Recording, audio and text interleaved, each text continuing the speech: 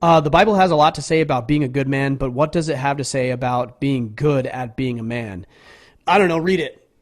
I mean, read it. You guys can interpret it. Look, I'm not the best when it comes to the Bible. Like I have read the Bible.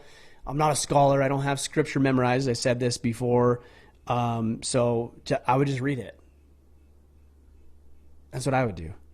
All I know is that we've been instructed and taught that faith without works is dead. And so being good at being a man is more than philosophical. Faith, for example, it's action. It's putting things into practice. It's doing. It's working.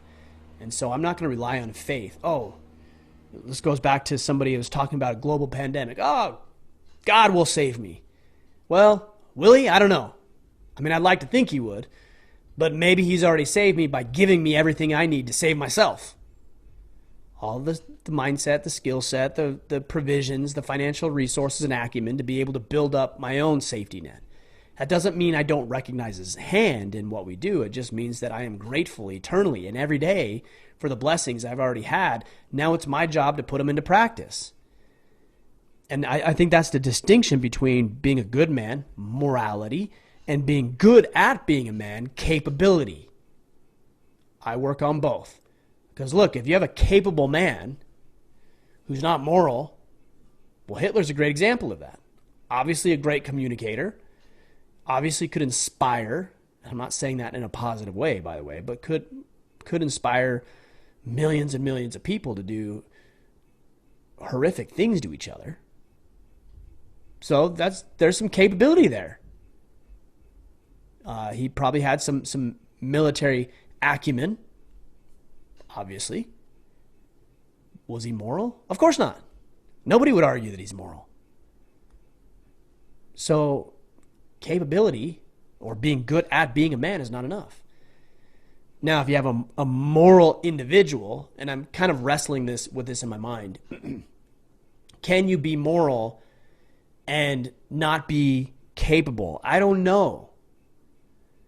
I don't know that you can. I've been thinking a lot about this. I used to say, well, morality and capability were separate. They were distinct, but I'm not sure that's the case. I think morality has a component of capability. So, for example, let's take this example. Can you be committed to your wife if you're not tempted to be unfaithful? I don't know. I don't know if that's actually commitment. Commitment to me would say, okay, I'm tempted every day, and yet I choose not to act on those temptations.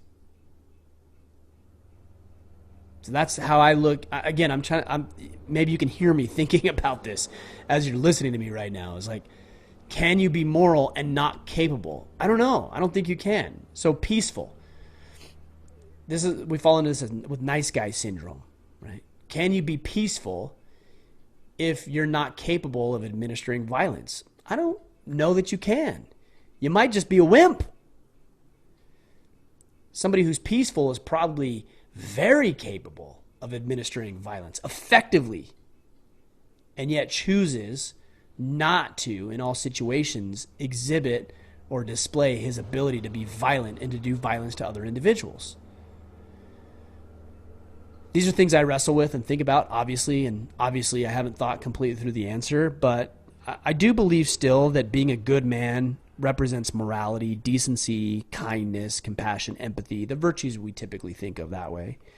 And they might even be more feminine in nature. And I don't say that negatively. I just mean empathy, kindness, compassion, nurturing.